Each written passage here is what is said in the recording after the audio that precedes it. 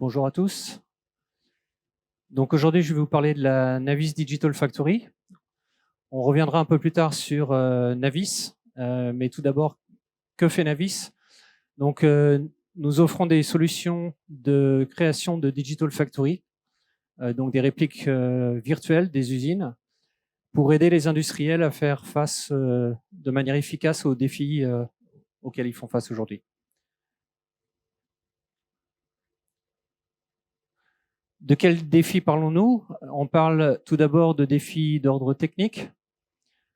Si on prend l'exemple de l'industrie automobile, aujourd'hui, le défi, c'est de passer du moteur thermique au moteur électrique. Ça a des conséquences, bien évidemment, sur la partie ingénierie, mais aussi sur la partie production, d'autant plus que de nombreux fabricants d'automobiles se penchent de plus en plus sur la partie fabrication des batteries et pas simplement assemblage des batteries. Donc, ça nécessite de s'adapter, d'apprendre de nouveaux métiers. Un deuxième défi, c'est le défi écologique, le bilan carbone des usines. Le bilan carbone des usines dépend en grande partie de leur consommation énergétique. Et en plus d'être un défi écologique, c'est devenu aussi un enjeu en termes de coûts depuis quelques mois déjà. Le troisième défi, c'est le défi de la transformation numérique. Comment rendre les usines intelligentes, comment rendre les usines plus performantes grâce à l'adoption des technologies digitales. La transformation numérique, c'est aussi une façon de rendre le monde industriel plus attrayant pour les nouvelles générations qui ont besoin aussi de retrouver dans le monde professionnel les outils numériques auxquels ils sont habitués dans leur vie personnelle. Et tous ces défis, pour y faire face, il faut commencer par avoir une bonne compréhension de l'usine dans son état actuel. J'entendais quelqu'un récemment dire, avant de passer à l'industrie 4.0, il faut déjà comprendre l'industrie 3.0. Et aujourd'hui, malheureusement, la situation est que bien souvent, on n'a pas d'informations fiables et détaillées des usines, à moins d'être dans l'usine même. Pour voir le contexte global dans lequel on se trouve aujourd'hui, depuis plusieurs années, en gros depuis le Covid, on est dans un monde qu'en anglais on qualifie de VUCA, donc volatile. Aujourd'hui, à la fois la demande et les prix des matières premières sont changeantes très rapidement, en permanence. Incertain parce qu'il est très difficile dans le monde industriel de prévoir l'évolution des choses en matière de législation, en matière de technologie, en matière de compétiteurs. Donc il y a une grande incertitude sur tous ces sujets-là. Complexe, parce que les facteurs qui influent sur la production sont multiples. Il y a de grandes interdépendances entre tous ces facteurs. Et donc aujourd'hui, pour comprendre le monde industriel, il y a tout simplement trop de facteurs à prendre en compte, trop de variables. Et donc, les industriels ont du mal à comprendre, à comprendre leur monde à cause de cette complexité. Et finalement, l'ambiguïté, à cause aussi de cette complexité, le monde est devenu tellement complexe, le monde industriel, qu'il est difficile de comprendre et de dissocier les causes des conséquences. Et la globalisation des chaînes d'approvisionnement rend ce constat, rend cette situation encore plus difficile. Donc en gros, on n'y comprend plus rien. Donc j'ai parlé de ce modèle VUCA.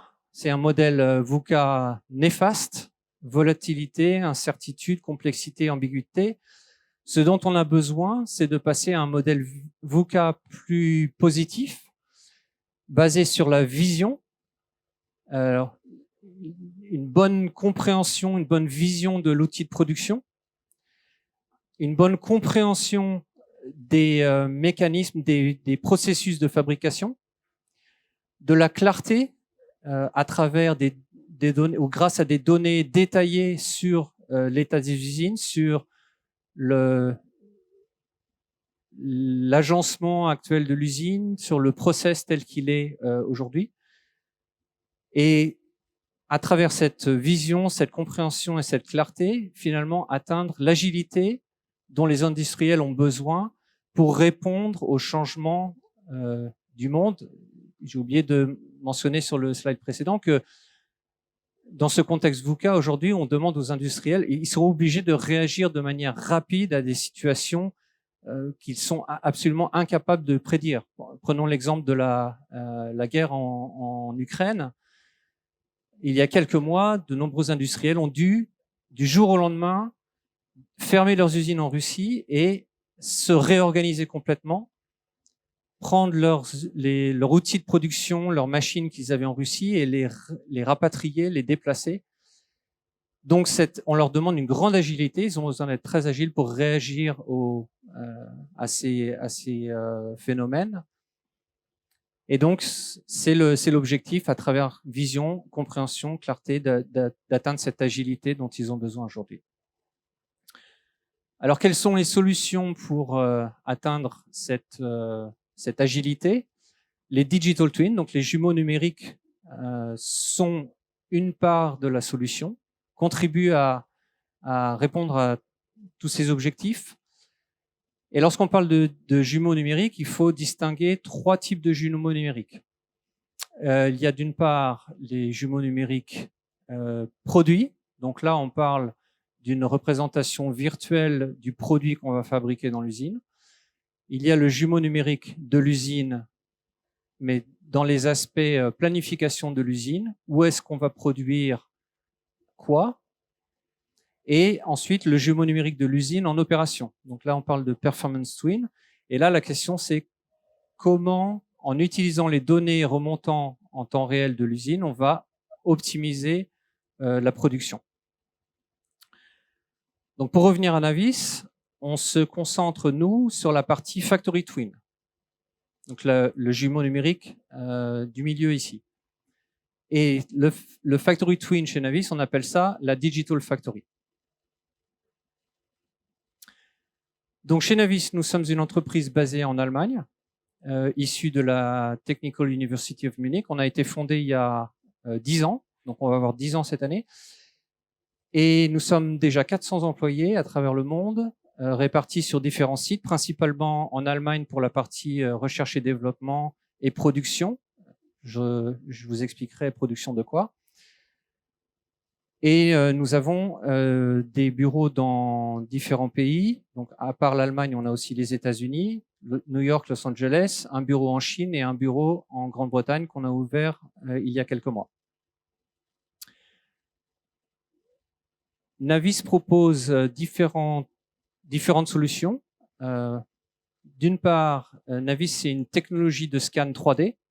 Donc, comment est-ce qu'on crée la Digital Factory? On l'a créé en scannant l'usine avec une approche de scan 3D qui est dite mobile. Alors, l'avantage de cette approche mobile ou de scan 3D mobile, c'est qu'on va gagner en rapidité. La technologie de scan 3D existe déjà depuis quelques décennies.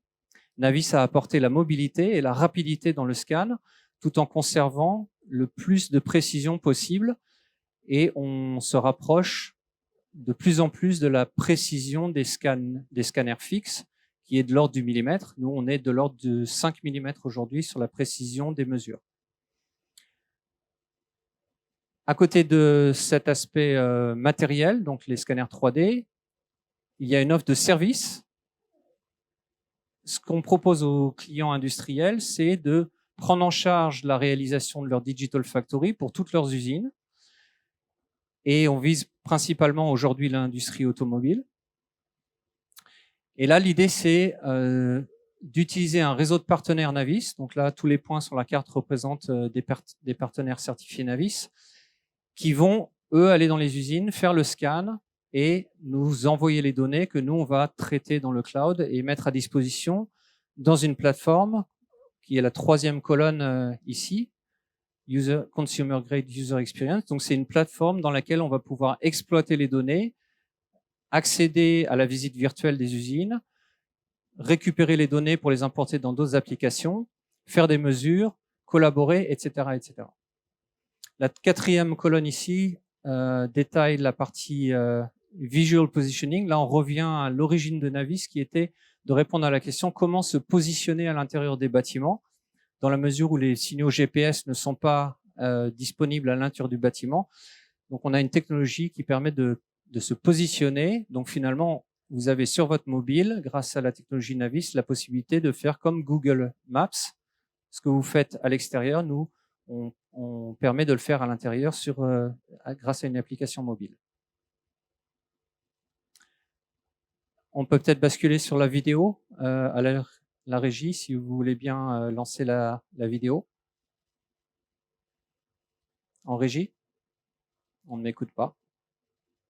Ça y est? Ah, c'est bon, c'est parti. Merci. Donc là, vous voyez le résultat du scan qui a été fait sur une usine BMW. BMW, c'est notre client principal à travers le monde. Donc là, vous voyez le résultat d'un scan sous la forme de ce qu'on appelle le nuage de points.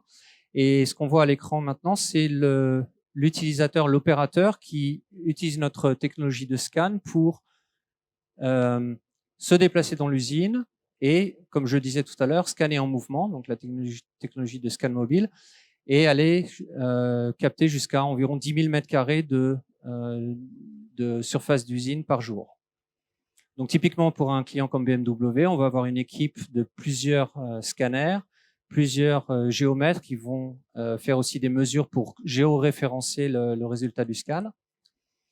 Et ensuite, les données vont être renvoyées sur la plateforme Navis, post-traitées, et ensuite les données seront publiées dans cette plateforme, ce qui permettra au final d'avoir accès à l'état actuel de l'usine, aux mesures, à la dimension des machines, à la position des poteaux, de toute l'infrastructure dans l'usine. Et donc, ça permettra à nos clients de répondre à des questions de comment modifier, comment optimiser l'utilisation de l'espace dans l'usine, comment réorganiser les lignes de production, comment organiser lors d'un projet de réindustrialisation, de changement de ligne, comment organiser le déplacement des machines. Donc, comme je disais, BMW est aujourd'hui notre client principal. On a déjà scanné plus de 5 millions de mètres carrés d'usines qui sont déjà disponibles dans notre plateforme. On a plus de 15 000 utilisateurs chez BMW, Navis Avion, qui est le nom de cette plateforme que vous avez vu dans la vidéo.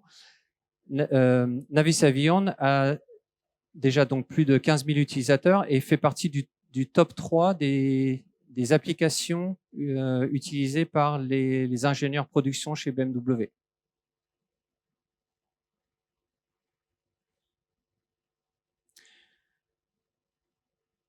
Alors, comment est-ce qu'on arrive à la Digital Factory avec Navis? Ce qu'on propose, c'est une approche un peu consultative où on va commencer par se poser la question de la raison pour laquelle notre client a besoin de scanner son usine, l'usage qu'il veut faire des données. Et donc, on va commencer par étudier la valeur pour comprendre le business case, pour comprendre les cas d'usage qui vont être les bons, afin de planifier et de garantir le succès du projet dans la mesure où on se sera posé les bonnes questions dès le début. Typiquement, la démarche, c'est donc de faire cette étude de valeur, de faire un premier scan de test sur une usine représentative pour alimenter cette réflexion sur les cas d'usage. Et une fois que les cas d'usage ont été identifiés, on va définir la roadmap et aussi poser les principes du rescan, parce que c'est une partie très importante de la Digital Factory. Les usines changent en permanence, donc lorsqu'on a scanné une usine, c'est pas la fin de l'histoire. Il faut très rapidement mettre en place un processus pour mettre à jour les données, pour que dès que quelque chose a changé dans l'usine, on ait un rescan de la partie qui a changé, une mise à jour des données dans la plateforme, pour qu'au final, dans la plateforme, on ait la garantie que ce qu'on voit les données qui sont dans la plateforme sont toujours fidèles à la réalité. C'est très important pour que lorsqu'on utilise ces données dans le cadre de projet, on ait la certitude qu'on peut se fier à des données de qualité et qui reflètent vraiment la réalité du site. J'en ai fini pour mon pitch. S'il y a 3 points à retenir, donc Navis, on propose une approche de scan 3D rapide et efficace basée sur le scan mobile, ce qui permet de scanner des usines de manière complète, ce qui n'était pas possible par le passé lorsqu'on utilisait des technologies traditionnelles de scan. On a un workflow qui permet de rescanner l'usine et de garantir que les données sont toujours à jour. Et le 3e point, les données sont disponibles dans une plateforme qui s'appelle Navis Ivion, qui est une plateforme intuitive et une plateforme qui est accessible à tous, parce que c'est lorsqu'on donne accès à tous aux outils numériques et aux données qu'on multiplie la valeur apportée par ces outils et par ces données. Voilà, je vous remercie pour votre attention.